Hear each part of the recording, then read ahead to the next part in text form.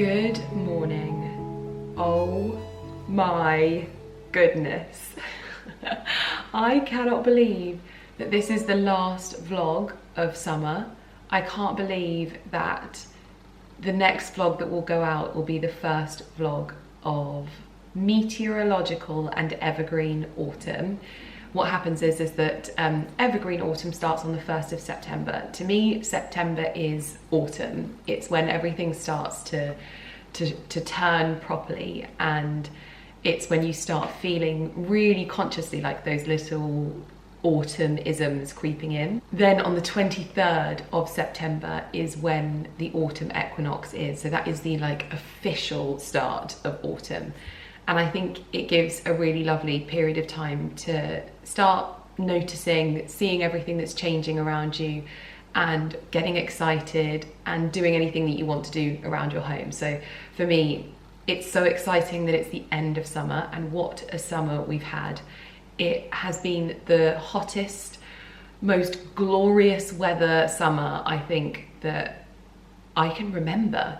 I think the only one that was previous to this one that felt like this was COVID, and it is so nice to have had a nicer summer than COVID and to not keep looking back at that summer as if it was like one of the best. Now we can move on. Basically, I have the loveliest day planned. I am going on the last walk of summer in the English countryside. So I'm really gonna try as much as possible, because you know we have a lot of fun on these walks. I want to notice everything that is still in bloom. There's so much still in bloom. Even just from what I've shown you this morning, there is so much still blooming in the garden. So it really does still feel like summer is with us for a little bit longer. We've got a few more days left. But I'm just going to be noticing those things that I'm going to be missing so much when we get into those depths of winter. So I just want to have my last final moments with them and just take them all in, because that's the thing about when you're looking forward. You forget that you're going to miss the very thing that you're living in at that moment in time. And so that's what I plan to do. We're going on a wine walk, the last wine walk of summer in the English countryside. So I do actually need to get myself dressed and ready for the day. My hair looks like this because I filmed a reel when it rained in the garden, because we've had 62 consecutive days of rain in the UK and there are hose pipe bans everywhere. And it's really made us all, I personally think, miss the punctuation of rain that we are so lucky to have in this country. Sometimes it punctuates a little bit too much, and you know, it's like, come on guys, let's have a little bit more sun. That punctuation of those really hot days has almost been a little bit difficult, and it's what I talked about previously, in the fact that it's like, it can be difficult if there's too much cold and darkness, but perhaps we've learned this summer that sometimes it can even be a bit difficult when there's too much sun and heat as well. As they say, too much of anything is a bad thing. So when it rained the other day, I ran out into the garden and just let it fall on my face and my hair, evidently. And do you know what? There is something about my hair that I really like. I like my hair when it's been straightened and then gets wet. It doesn't feel quite so intense, although this is a little bit too intense for me, I think. I want to get to a stage where I can just love my natural hair and leave it, and I've got a process, but I don't want a million products going on my hair to tame my curls and things like that. But you know how I am nowadays. I like to take a much more lower maintenance approach to beauty and that kind of thing. And so yeah, I would love to embrace my hair and not have to straighten it, but that's not happening today. I am going to jump in the shower and get washed and get ready for a lovely day walking. And I'm hoping, I'm craving, so I'm hoping that we will be walking and getting a lot of steps in today, because this is something that Carrie and I do. It's also like a friendship thing. It's good for us because we work together. We kind of put the world to rights, get things out that maybe we've been harboring at work, and just chat through things, whether it's our personal life or work life. And it's been transformative for how we work together.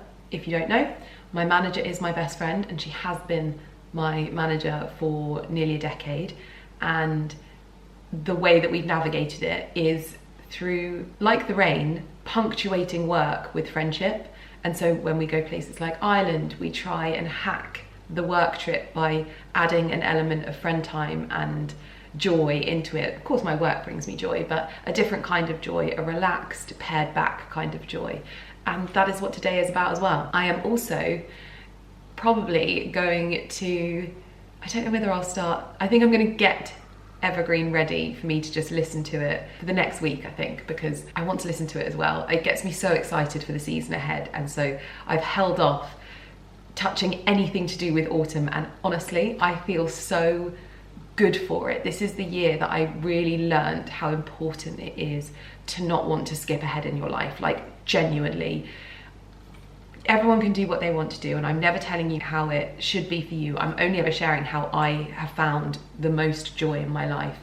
And let me tell you that living in the future and wishing life away is just, it's like robbing your own joy, because there will come a point when you're wishing autumn away, and it will probably be because you are too far ahead and too excited for it. And I have found that the excitement levels and the joy that comes from being able to embrace the next season when it actually comes is far better than just slowly kind of letting it infiltrate your summer, and before you know it, you're wanting to wear jumpers when the weather is still so beautiful outside.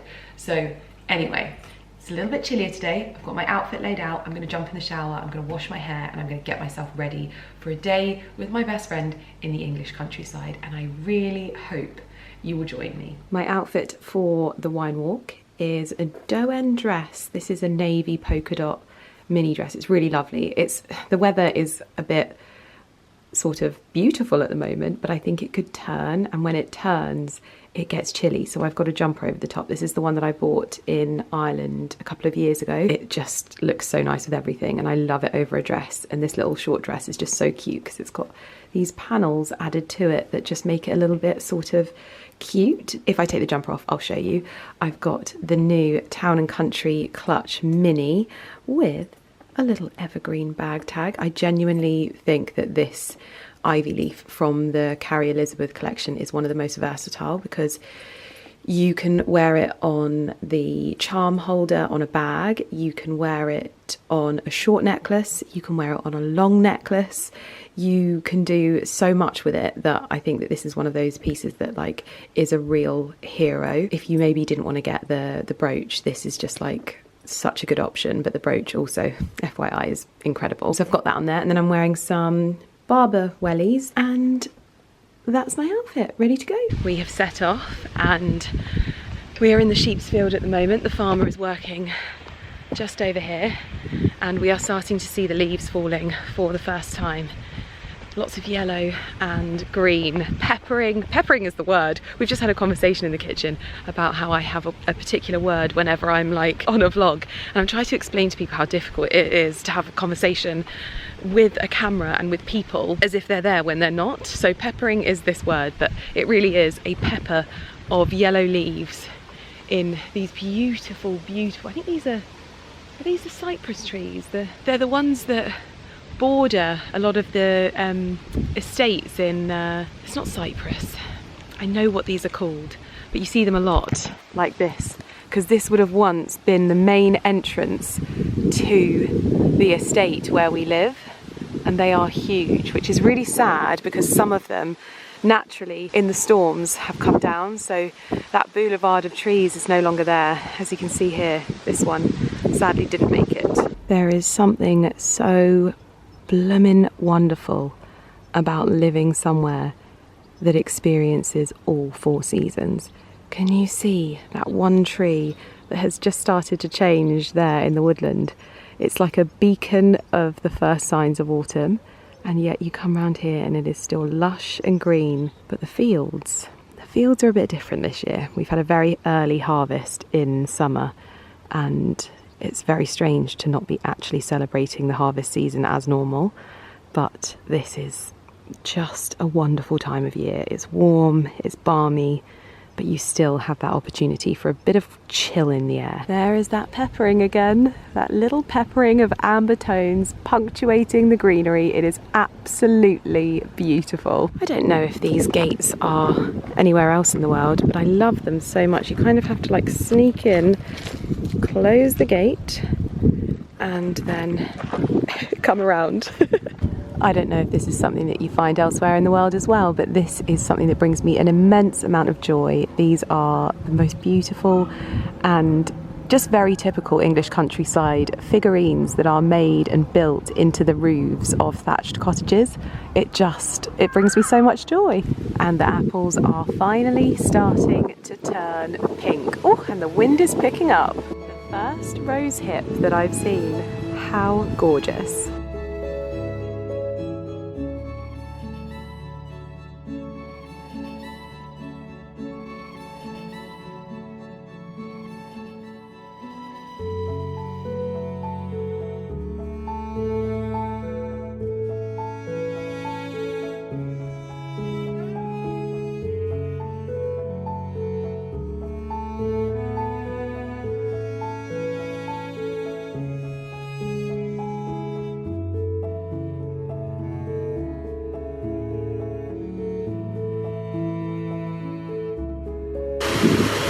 I hope you can hear me over the sound of the water streaming through the loch.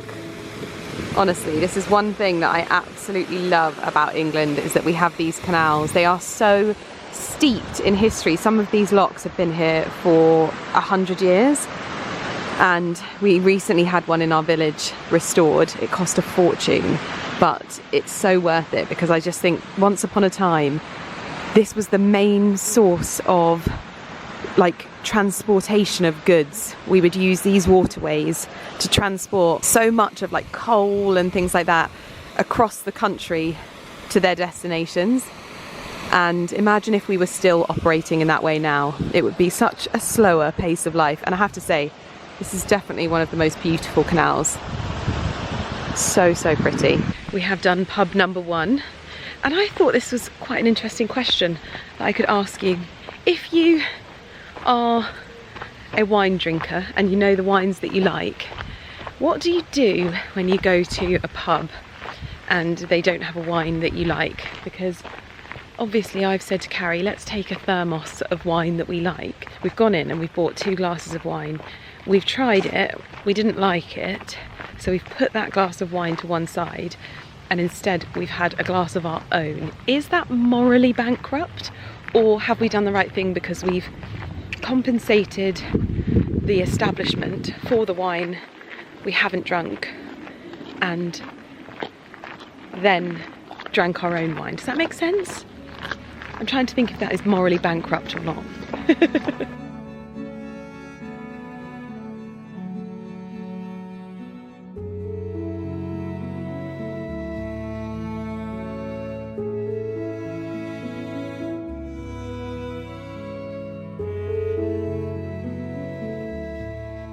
So this is a really fascinating area, because this is where people moor their boats and actually have gardens. I didn't even know this existed until I came here, and it's so beautiful to see people tending to these gardens and looking after them in that way. This one is performing a pivot on the canal, but we are heading to pub number 2.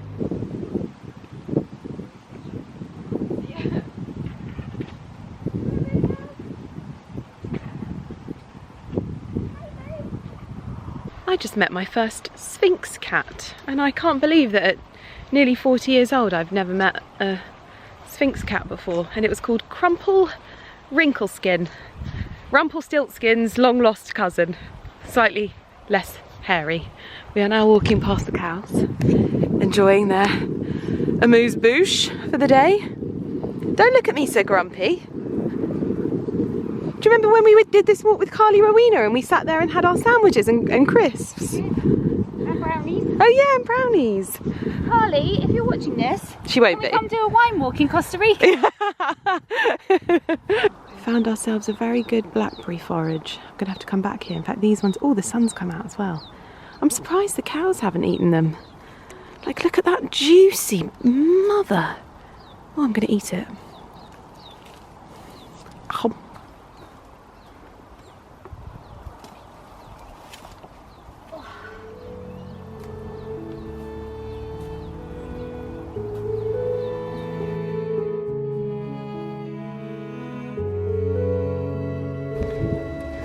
Another little kissing gate. You don't need water, you need wine.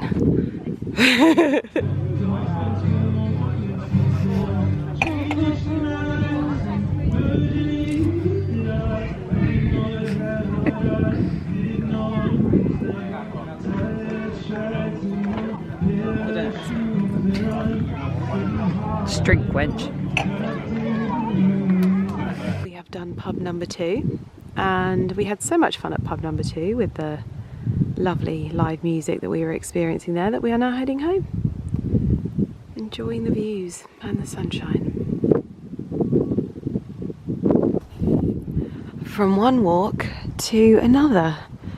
It is now 7:30 in the evening and it looks like it's getting quite dark. And I think that that means we are on the home stretch. That was the loveliest walk with Carrie. Exactly what I needed to say goodbye to the season. And now I am out with the dogs, who are, honestly, seeing Porter frolicking in the fields like this is just a joy. An absolute joy. But yes, taking the dogs out, it's almost weird. I've gotten so used to the fact that Porter hasn't been able to walk so much that I almost under-egg the pudding with his walks at the moment, and he needs more. Like I walked him yesterday and Barkley yesterday and took them up the road. I was like, oh, they'll be fine going up the road. And then Porter had an upset tummy in the night, and so I woke up later because he had me up so many times that he needed to go out for a little, you know, drop the kids off at the pool and all of that stuff. And I woke up this morning, I was like, I don't have time to take him up the road yet. And got back this evening and I was like, these dogs, they are feral. I'm going to take them for a long walk. And so here we are, and it's just... that is joy right there. That is joy. And I don't know whether you can see this, I have got my Bisoran wool jacket on. It is cold. I actually don't have enough layers on for this walk. I was walking down the field and I thought, you should have put a long sleeve top underneath this. I just put a little t-shirt. That is very exciting. It is so nuts to think that this time last year we were going on dog walks not knowing that we were going to have a year probably almost without. But this tree is always the tree that I look to for the signs at the end of summer. And look at that right there. A lovely conker in its shell. It's so pretty. It never looks particularly healthy, this tree, but it is one of those trees that I just see come back year after year. It does its thing, the season changes, and then it's off. The sheep are in there as well. Come on then, boys. We've got to make it home before the sun sets. That's another thing. It gets dark so early, we're going to need to cuddle up in bed and read our books. I don't know if you can see those colours in the sky. It is almost like claret red. I always think that in the transitional seasons, as you move into them, as they transition, you get the really dramatic moments of weather. Sorry, it's going out of focus because I am so zoomed in, but wowzers, I had to show you it. Morning everyone. I'm going to ask you to politely not judge me on my full sink of washing up. I did put the dishwasher on last night, but I was such a busy bee yesterday that there was too much to go in the dishwasher, and I'm going to unload it in a second and reload it. I had a field day yesterday, I think because I woke up yesterday and today for that matter, and the chill in the air, it feels so nice to be saying goodbye to summer but getting ready for autumn like next week, and it actually feeling like I've waited until that very moment where you can feel the signs creeping in. It was so chilly, like chilly to the point where I thought, well, yesterday I put on a jumper in the morning and went to the yard. This morning I was like, I can either go shirt or I can go cardigan. I've gone shirt because we are starting to warm up now, But I had a bloomin' field day yesterday. I don't know if you've realised, but Ali's not here. I can tell you it because he's always back when I tell you that he's been away. But he is on the trip of a lifetime at the moment. He's been to Reykjavik, he's been to the Faroe Islands, he's going to Orkney, Shetland, and I'm actually hoping that he is going to call me because I asked him to bring me a beautiful jumper back from Shetland, because if you don't know, the Shetland wool is just like no other, and one day I would love to visit. Like, you have no idea, all of those like yonder islands in Scotland I would love to visit. I could have gone with Ali, but the way things are now in our life and the way that we have to structure things, it is quite difficult. It's also like really hard. It's such a great job for him, but I can't always just tag along. As much as I want to go for the fun and it's a dream trip for me, I also have to work. Both Ali and I are like working people. We can't sit around and just twiddle our thumbs, but we're trying to build lives that we can work and live. So it's not like working until we are crushed into the ground. I'm getting better, I have to say, I'm getting better. This is the first year, I think it might have been last year. I don't know if I can say this on my channel, and I really hope I can. This is something that I would not normally talk about, and it's not something that, I don't know if I ever hear anyone else talk about, but it scares me to say this. But one of my goals has been to work less, but still progress with my business. And I think it was last year, it might be this year, I can't remember, we achieved that. So I did less campaigns, but my business still grew. That really gave me such a huge amount of confidence, because I posted on my stories the other day that the Sinead Keary trip that I went on was actually it was the first time I'd left the country this year, which I didn't even realise until I was like, when did I last go away? And that was the first time I left the country. Like, obviously England to Ireland, but like it was my first flight, sorry, I should probably say. And that is not an accident. It's something that I've tried really hard to do. I just want to be a bit more intentional with things, and I don't want to, I don't know how to say this, like when I looked at the life that I hope to have, I looked at things and I thought, maybe I don't need to do everything all the time, which is difficult in this industry. And when I put up that story, I had so many other people that know what it's like in this industry message me, and they said, how have you managed to do that without A, feeling like you're forgotten about, and B, kind of dropping off a cliff in terms of like brands inviting you to things. And I don't know if there is like a set code to this, but I think it's just when you are selective with things, I think that shows, and that's what I've tried to be, just so that you're not overwhelmed with me going here, there and everywhere, and also that I'm living by the values that like I cement in this channel. So how can I say that I love all of the seasons and want to find the beauty in where I exist if I'm hardly ever here? And that was something that I had to think about in terms of like, what is it that I want to be sending as a message out? And don't get me wrong, I'm a human being, I will always be a beautiful contradiction, but that was really quite important to me. I had said yes to a press trip this year, and I feel so lucky to be invited. I feel so lucky to be invited on all of these things. And I think sometimes when you say that you're trying to be really intentional, I think people can take that as a mark that you're not grateful. And I think that the two things absolutely can coexist. I am so grateful, and I think I come across as like quite a grateful person, I think, but I'm so grateful that I get invited to things. Don't get me wrong, it's just that I have to be really realistic about the person that I am. I now know so much more about myself, about how I work best and how I show up as a human being my best. And when I run myself into the ground, I'm not my best. And I want to be my best. I want to be my best for you. I want to be my best for my clients. I want to be my best for my family. And I want to be my best for my friends. And whilst it isn't just sitting back and twiddling my thumbs, it is trying to give myself some time to twiddle my thumbs and recuperate, I think. But anyway, that's the thing. So he's on this trip. Sorry, I turned that entire thing into something about me, but this trip is amazing. He's been sending me the most incredible videos. He's been up close and personal, seeing puffins. He's been helicoptering around the island. It's honestly just unbelievable. He's there with the Ritz-Carlton, and I have to say, I've never really been like a big cruise person. I've been on a few cruises, but like this is a cruise that I'm like, wowzers. I just want there to be like a cruise ship that is how you would imagine a cruise ship to have been like in the olden days. I feel like nowadays they don't put the same level of like opulence. Take like the Belmont Pullman, but like the ones that they travel through Venice and the ones that travel through the Scottish Highlands, and put it into a cruise.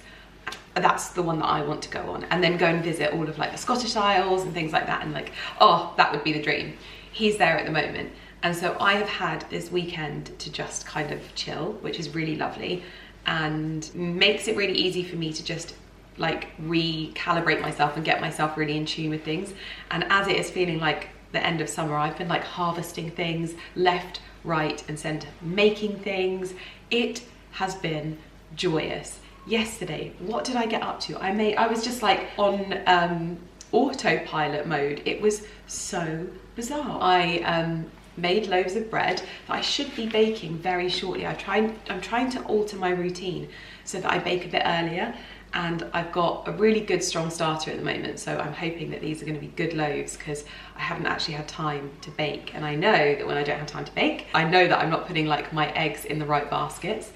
I also made myself, because someone asked me in a previous video what happened to my homemade vanilla extract. Well, still sits on my shelf. You obviously go through vanilla extract very slowly because you don't need a lot of it. I used this last night. Basically, I was making a really lovely whipped cream to go with some meringues. I don't usually fancy something sweet, but I fancied something sweet. And so I added half a teaspoon of icing sugar to the cream and a little splash of this. Oh my goodness. And then I crumbled a meringue and I dolloped the cream in, and I added berries from the fridge, and it was joyous. I'll pop in a picture. It was only a picture that I was going to send to Carrie, but in case you didn't know, I am using them. This is the one that I'm using at the moment, and I'll just add a splash to bits and pieces here and there, but like I said, a little goes a long way, so I'm hoping that they'll last. But highly recommend. It feels so indulgent when you use it. And then the other thing that I made, so I don't know if you remember, was it at the beginning of this year, or maybe it was last year? I feel like it was in winter, and I tried to make my own whipped body like cream after I was sent one, and I really loved it. And I never made it again because it was quite a messy process. Whipping the body butter, it was a messy process, I'm not gonna lie. And Carrie came round on Friday and she was like, oh, I made my own body oil. And I thought, I can wear body oils now because I don't fake tan anymore. I haven't fake tanned. It must be nearly 2 or 3 years. Anyway, and I feel like there is a whole plethora of body products that open up to you when you don't fake tan. And oiling your body is one of them. And so I realized I had loads of shea butter laying around the house, loads of body oils, like I had avocado oil, vitamin E oil, sweet almond oil, jojoba oil. I had all of that just laying around my house not being used. So I made a body oil, and this is the body oil. I used the old jojoba oil bottle that I used the oil of and just refilled it into here. So this is sweet almond, vitamin E oil, and I think jojoba oil, because I wanted it to feel like a fat oil. You know what I talk about when I like a thick fat oil, and so there's a specific type of concoction. And what I'm going to do is I'm going to now start hopefully putting these recipes and things like this up on my blog, which just is so exciting for me, because I think it will be like a bit of a Rolodex for you guys to be able to reference, and I'll just be able to link these things that I'm like concocting. I wrote it down in my notes, but you know, you don't have access to my notes. So for the oil, I did 295 ml of sweet almond oil, 100 ml of avocado oil, and 100 ml of argan oil, and then I did 5 ml of geranium essential oil. So this is my little geranium oil. Carrie has a rose geranium essential oil, but I only had geranium lying around. And I have to say, oil-wise, the fragrance It seems to be marinating a little bit more, but the payoff is not as much as I was then on a roll and I made myself another body balm, and I used a different process. It's not a whipped process.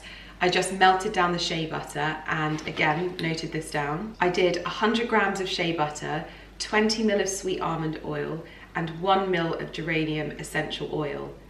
And this, so I melted the shea butter down, mixed it all together.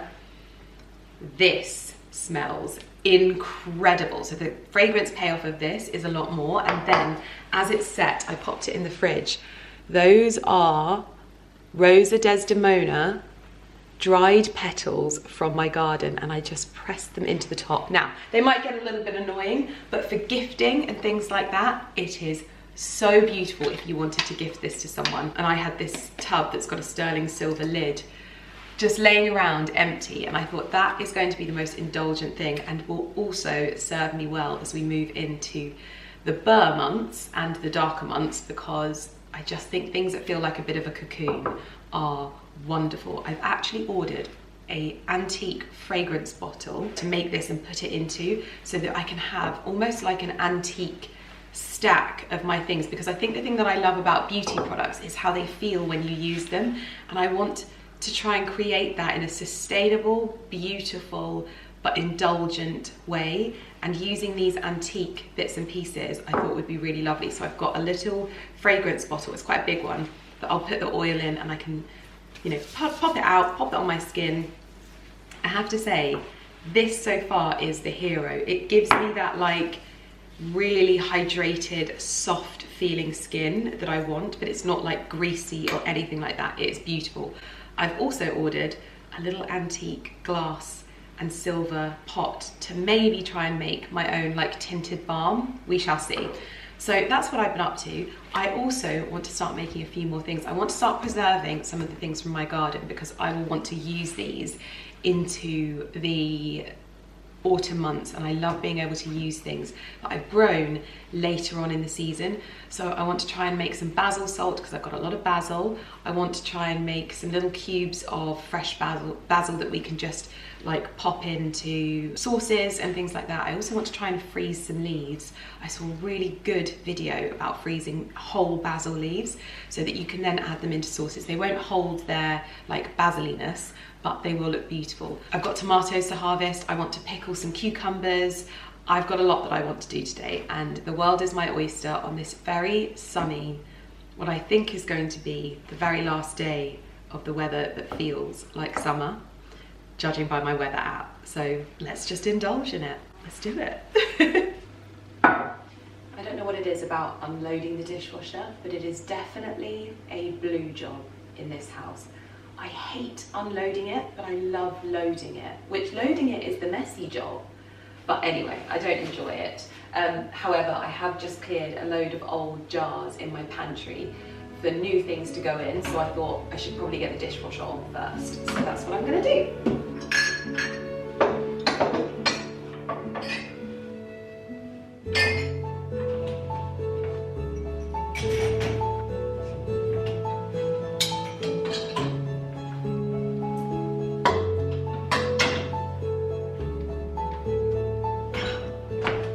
Kitchen is clean, first dough is in the oven, and I'm going to start by salting the cucumber and the onion. You can tell that this is a cucumber from my kitchen garden because they still have the little spikes on them and you can pick them off. My favourite thing to do when I pick a cucumber is to just go like this, because you brush off all of the spikes.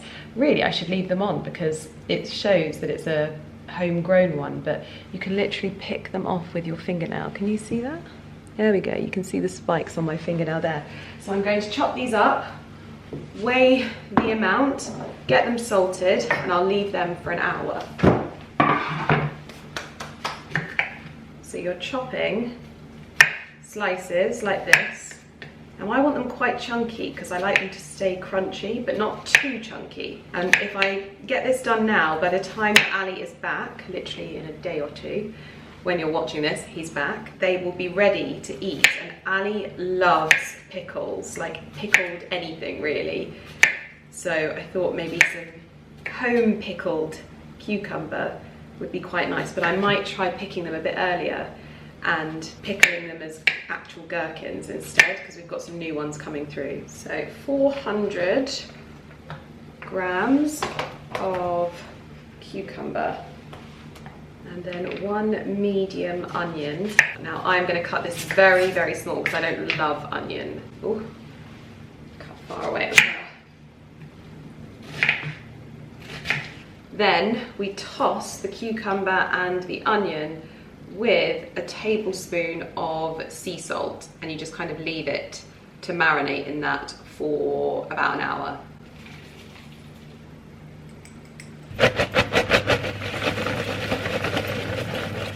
The cucumbers are salting away in there, and I remember when I bought these funny little net things, I remember thinking, what did my grandma use to cover things? Because obviously we live near farmland and you don't want flies getting into things. And it was so funny, so many people were like, oh my gosh, I've not seen those since my grandma.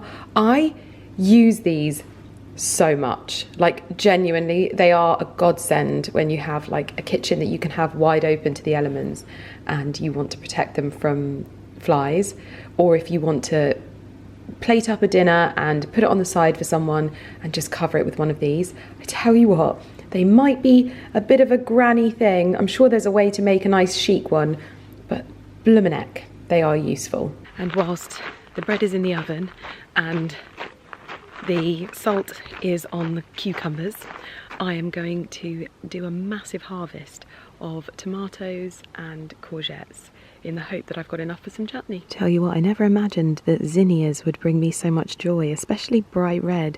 There is, I think, a real wonderful mix of flowers to have in a kitchen garden, and those reds and those oranges actually work really well for a vegetable patch. You don't want it to look like a kitchen garden, you want it to look like a vegetable patch. And these have brought me so much joy. So next year I will definitely be flower and veg planting. Goodness me.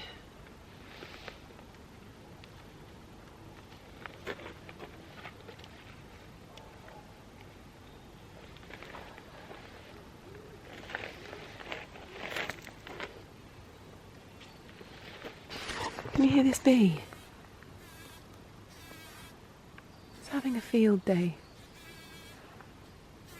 on the Japanese anemones. He's got his little boots on.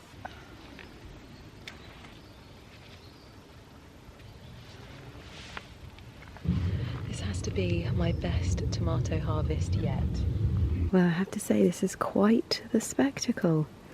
I think we're going to have to start a bit of a patch of chutney. Porter has been very eager to get his hands on some. It is bloomin' roasting in the sun, but I can hear that my alarm is going off. That means first loaf is baked. Loaf number 1 is looking good. Now this bed is not looking quite so pretty, but we do have 2 very big courgettes. And I don't know what this variety is that I've grown, because it's got this lovely sage green tip to it. And then we've got this one, this little strange, I'm going to cut this one actually. I think we will have just the right amount. This is quite the garden loot. Look at that elephant garlic.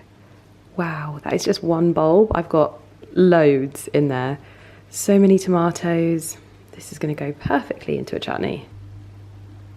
Bucky, you're laying in the sun. This is one of those things that's an ultimate win. I just realised, do I have enough apple cider vinegar? I looked in the cupboard and I had a litre. Now that is enough to make chutney. It is not enough to make chutney and the pickles. So I thought I'm just going to check in the pantry. I think this is definitely enough to make both. Oh, that's made me so happy. That never happens. Okey pokey, into the pot. 300 millilitres of apple cider vinegar. 140 grams of golden caster sugar. 1/4 of a teaspoon of turmeric and 1/4 of a teaspoon of chili flakes. I don't have the mustard seeds and I don't have celery seeds, so when they arrive tomorrow, I will just pop them in because they'll still be marinating in the fridge. And on to the heat. 1/2 a teaspoon of black peppercorns. Right, the sugar has now melted and you literally cook these for like 1 to 2 minutes so that they don't go soft, but you want the right amount of crunch.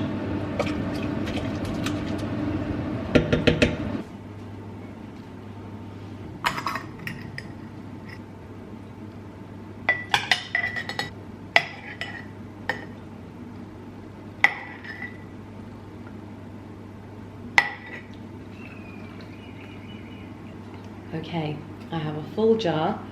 I'm gonna let that cool.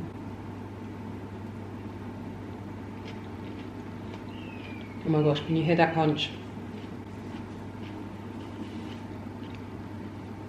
Oh my gosh, they are so nice. They've got so much flavour to them. That with a burger. Oh no. Oh no, what have I done? These are so delicious. And homegrown cucumbers. I'm having to stop myself from going over to the pickle jar. This is terrible.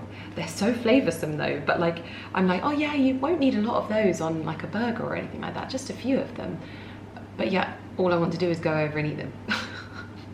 Anyway, I am now going to turn this trug of vegetables into chutney. The recipe is actually on my blog, so I will link it down below. This is Carrie's recipe that I've taken and probably tweaked a little bit over the years to suit my preferences. And really it's super easy. You just cut up all the veg and stick all of the vinegar and spices into a big pan. I'm using my larger Le Creuset, fingers crossed everything fits. And you just basically cook it until all the water is gone and it's kind of gone that like nice syrupy kind of consistency. We'll see. Anyway, it's on my blog. I'll link it down below. You can go back and see the chaos that is my blog at the moment, but fingers crossed we will get it back. So I'm going to get everything I need. Courgettes, tomatoes, garlic, all the good stuff. Onions, goodness me. I'm going to have to pick and choose the tomatoes that we use because we're not going to be using all of them. So I want the ones that are open so that they are used up.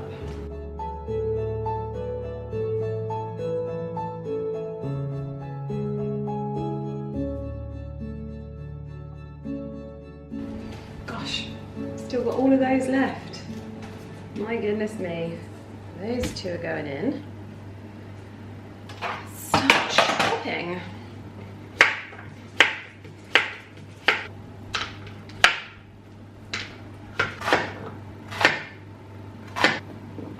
I bloomin' love a mix of colours going into a chutney.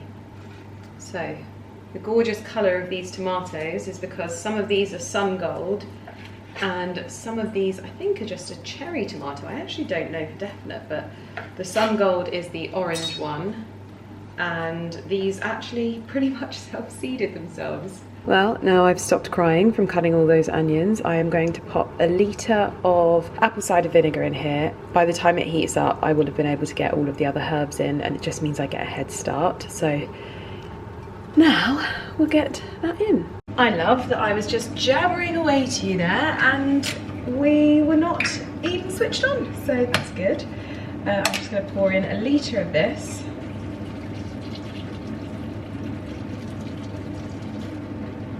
Perfect.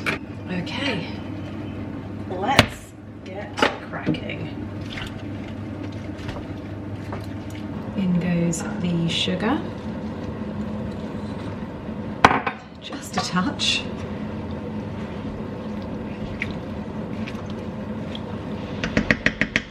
Oh, that chutney is going to be bubbling away for hours. And this is why. This is why I love preserving things so much, because what do you mean? I am about to have wild garlic and lemon butter that I made, gosh, what month was it now that I made garlic butter? I can't even remember. This is the wild garlic that I foraged locally, and I'm going to spread it onto my homemade sourdough that I have just currently taken out of the oven. And that is why I love preserving so much. I actually think I like preserving as much as I enjoy making bread. I think the joy of being able to understand what it's like to grow something and then love it so much that you want to preserve it, I think that is the key for me. Like, I know that you can go and buy these things and you can buy them at the food shop, at the supermarket, and you can make whatever it is you want and preserve it. But I think the thing for me is growing it and knowing how long it took to grow and loving it and cultivating it, and then wanting to preserve it so that you can then enjoy it in other seasons and you think, my goodness me, I grew this. That is key. I think I know what I want my next like private tuition thing that I want to do is, and I want to do a preserving, like pickling, preserving, canning course. I always have to do them like privately, otherwise I don't learn. I get too distracted in a group full of people. But if you're thinking about starting, I would definitely 10/10 recommend churning your own butter and then using herbs from your kitchen garden, or whether you just have a herb garden, and making your butter like this, whether it's like whatever herbs you fancy. That's the thing I love the most about it. And this is my second from last cube of that garlic butter. So I think I'm gonna have to whip up some basil butter and some chive butter to make up for the fact that I've got no more wild garlic.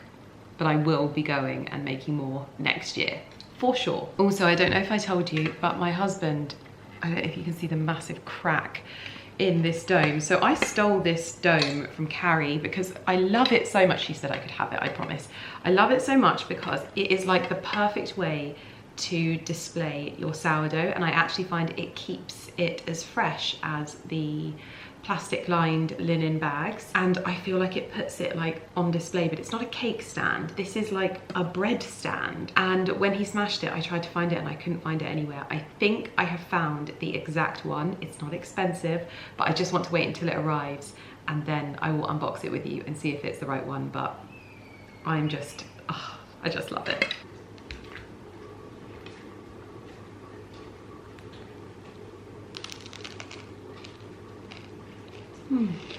My goodness me, that is so good. Well, it is time to hang up my pinny for the day, mainly because it's got a bit chilly and I want to put something over my shoulders because the sun is going down. But I have to say, there is something absolutely exquisite about wearing a pinafore.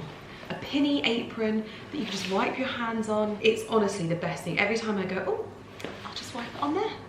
So bloomin' good. I need to do it more often. I say it every time, I need to do it more often. Whilst that is bubbling away on the stove, I am sorting out my skincare and beauty bits, because if you didn't know, I overhauled my skincare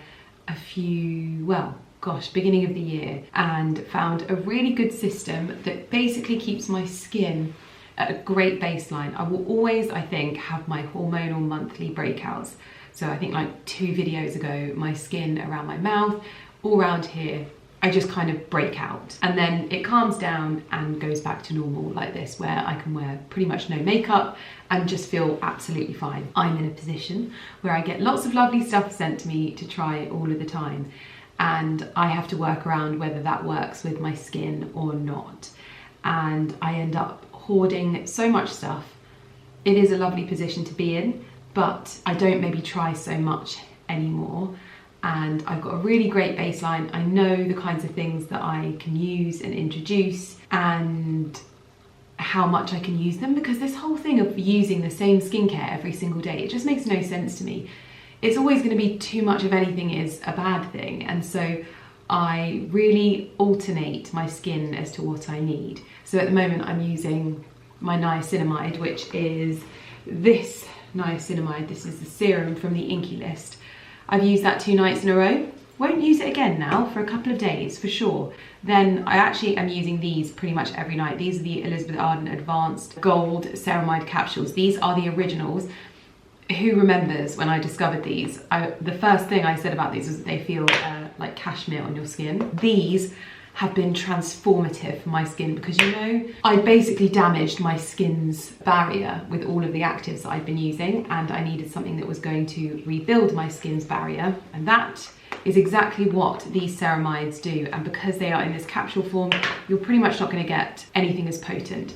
So I've actually tidied up the majority of these bits. So in here I have a basket for body care, a basket for hair care, a basket for bits and pieces, and a basket for like active skincare things. Ignore these. They are for me to understand when I ovulate, because I think it plays a big part in my issues that I have, but I haven't used them yet, and they're not for what you think. And then in this one here, I've got the oils that I've made. I've also got dog products because we often bathe the dogs in there, and more like medicated bits and pieces at the back. And then I am doing this drawer, and I don't know what it is about drawers in bathrooms and whatever. There's always something that has spilt. So I'm going to give it a clean, get some stuff in here, and then try and get some of this off of my bathroom counter and into there. There is something quite satisfying about having a bit of a clear out before the start of another season.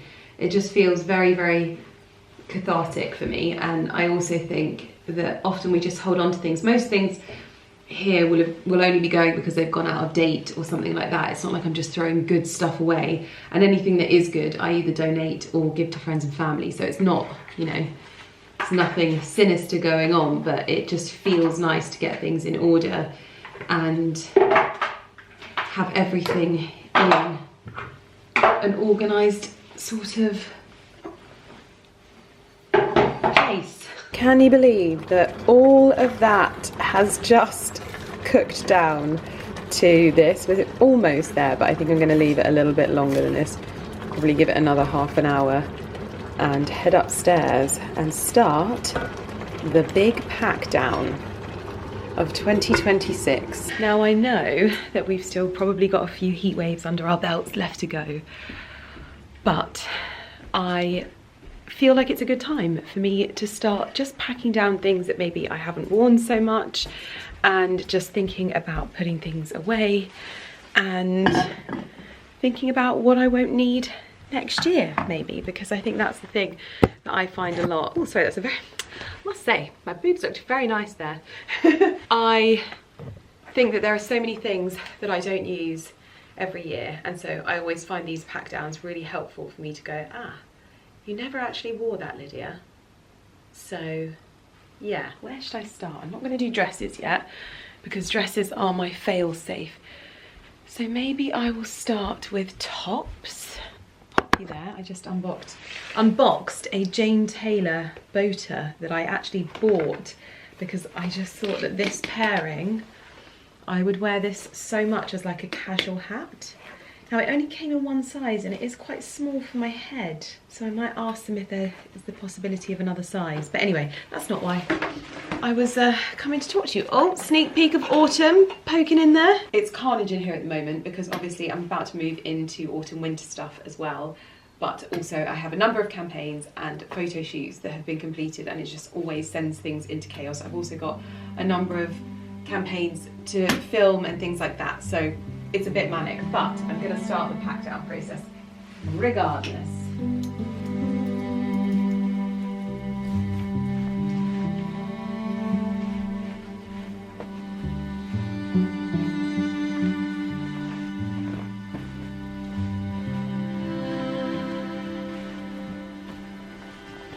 So, this may not look like a lot, but I have actually made a huge dent in the first few cupboards. There's still a long way to go, but I am being so brutal and so cutthroat with things. It gives me a bittersweet feeling in all honesty. It'll be interesting to see when we get out my autumn winter stuff, because I tried to be quite brutal at the end of the last season, and I just tried to like not hold on to things that maybe I didn't need, and that's what I'm trying to do now. It's sort of weird in my job because say I have a job with one brand, they're going to want me to style their outfits with as many pieces from their brand as possible. So you kind of find yourself holding on to things that maybe aren't on high rotation in your wardrobe. And I'm trying to find a happy balance with that, because I had this weird concept that I'm like thinking about more and more, whereby I'm like, I know that there's like sort of, what's the word, like minimalism and all of these things, but like I'm trying to understand the concept of enoughness. And enoughness is so personal that no one can really judge what is enough, because they don't know what you're into. Maybe you're really into fashion, and if fashion is your thing, enough is going to be really, really like broad for you. But if maybe you're someone that doesn't focus so much on fashion, it might be smaller. So it really is a personal thing, enoughness, because only you know what enough is. But I've just realised recently how much I put weight on what my clothes say about me and like who I am as a person, but like none of it actually changes who I actually am as a person. And it's almost like the world is constantly striving to say that, like, at the moment everyone's talking about the word chic, and so like if someone says that something is chic, they're all like, we've got to buy the thing that's chic. Like I saw this one video that was like, if you're wearing turquoise beads, you're chic or whatever, and now all I can see is girls wearing turquoise beads around their neck, and I'm like, oh no, you all watched the same video. You all watched the same video. I can't. And so it's like, we all want to say things about ourselves, and we all want this like validation from others about who we are, but like we shouldn't need to. We just are those things. Like if I'm into the English countryside, I just am into the English countryside. I don't need my clothes to say it perfectly and flawlessly, and it doesn't mean that I am more into it than somebody else. Oh my dear, my brain. All that from just a clear out.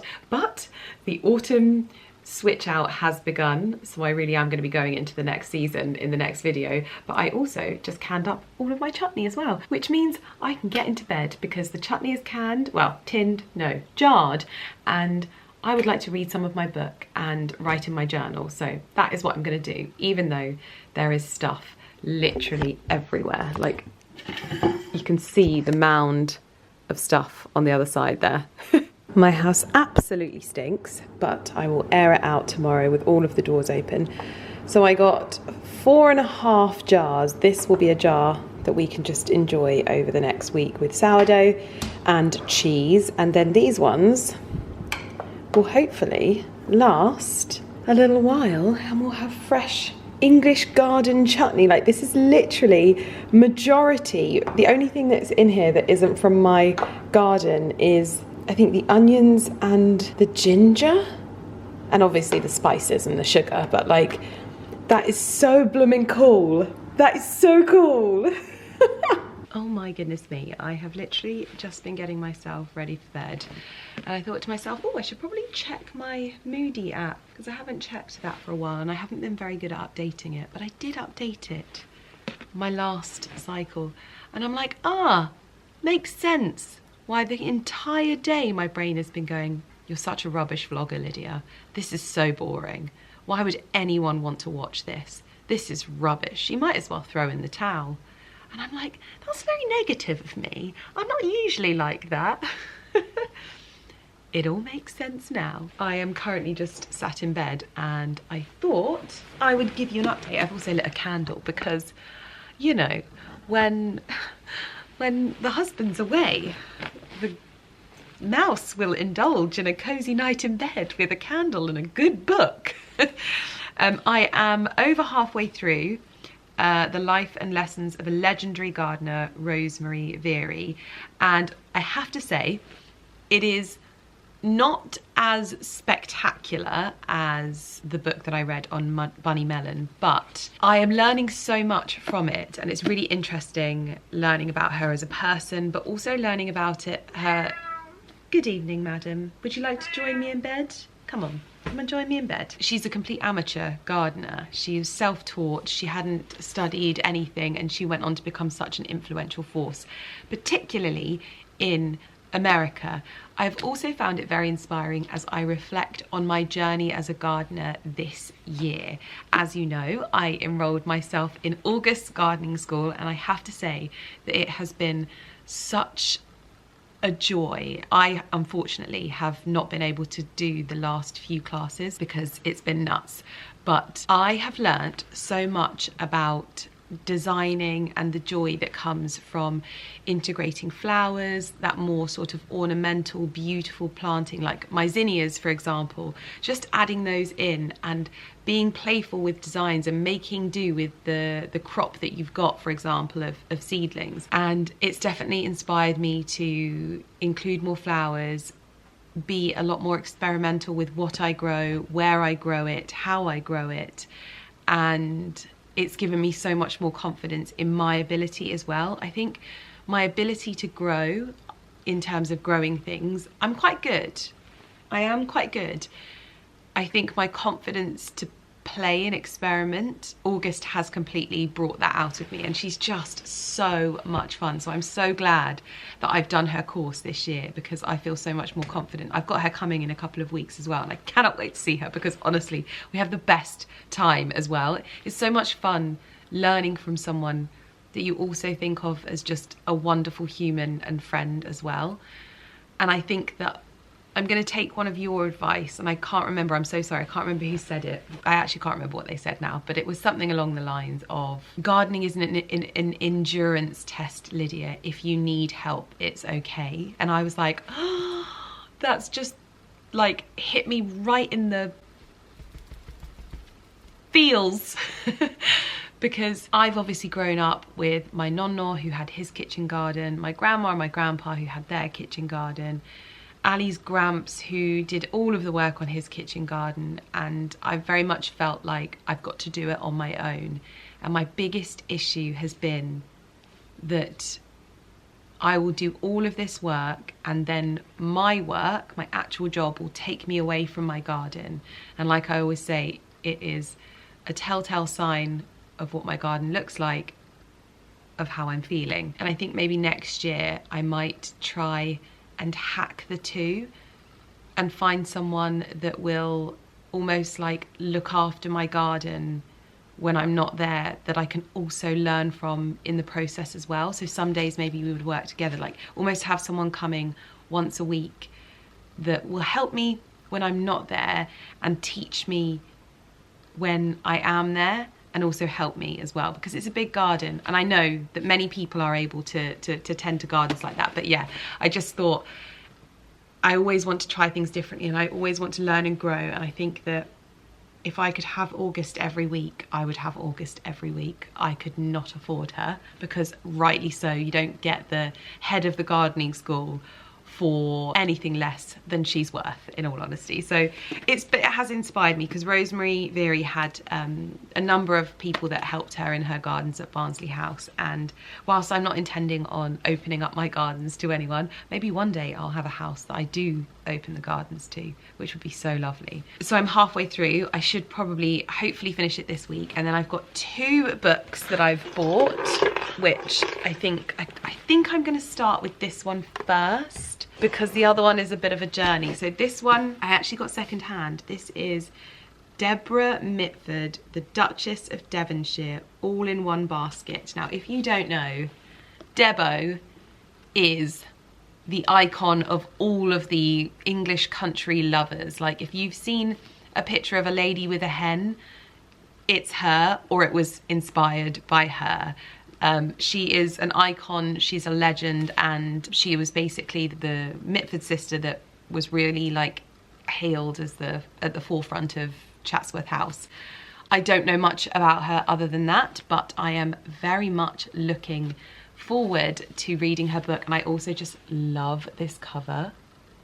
Like, It's just gorgeous. So that is going to be my next read after this. I am also reading one of Martha Stewart's gardening books as well, the really beautiful ones. I'm actually tag teaming 2 books at the moment, but anyway, that's because I'm just trying to get through all of the books because I'm very excited. And then this one of you wrote this on wrote about this, I think you sent me a message, and they were like, I'm sure this book was written about you, because and when I read it, I was like, I'm buying this book. Elise, an artist grieving the loss of her son and a fractured marriage. All right, maybe not so much that, but Elise, and this was published in May, is in North Norfolk to restore Marsh House to its former glory. Its walls adorned with fading murals, paintings of its long ago owner. Elise makes an immediate connection to the house, to Sam, a carpenter, and a comfort, and to history itself when an old photograph draws Elise to Lydia's heartbreaking past. So yeah, it's all about a girl named Elise who's bought an old cottage in North Norfolk, and the book is called Where the Sea Lavender Grows. Another beautiful cover. So that's going to come afterwards if I don't buy a million books in the meantime. Anyway, I'm going to leave it there. Planning for next summer already as we say goodbye to this summer. I just want to let you know that this has been, I'm emotional, and I'm not going to get emotional because I know why I'm emotional, because I've checked my Moody app. So I just want to say that I've had the best summer ever. It's not been the summer that I hoped to have had because I thought I would have been riding a lot more, but at the moment Atlas just still isn't 100%, and so I won't push him. I'm taking him out on very, very gentle hacks at the moment, but my focus is getting him better. So I'm going to be having him scoped again. Unfortunately, I really don't want him scoped, but we have to do what we have to do because he may need higher medication, or we could then need to move him onto a nebulizer. Again, that's not what I want, but we will see how it goes. But yeah, so you've probably not seen him as much as I would have hoped this summer, but his health is my priority. And so as we say goodbye to this summer, we head into autumn 2026, and I'm so excited.